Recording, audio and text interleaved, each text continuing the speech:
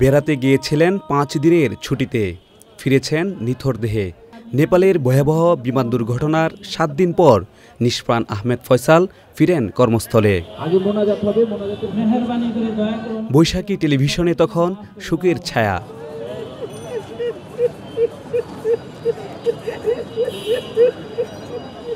সহকর্মীদের ভালোবাসায় ভরে ওঠে সুখ বই।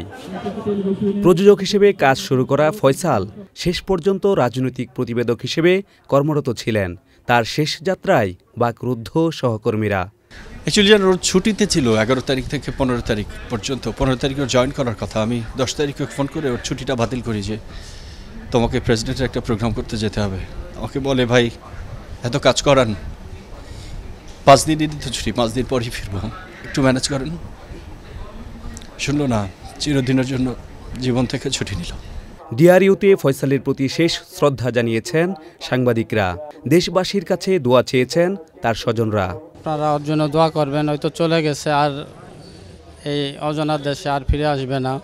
আপনাদের কাছে যদি কোনো ভুল করে থাকে, আপনাদের সাথে কাজকর্ম করতো, একসাথে থাকতো, সবাই ওকে ক্ষমা করে দেবেন। আহমেদ ফয়সালকে শরীয়তপুরের গ্রামের বাড়িতে সমাহিত করা হবে।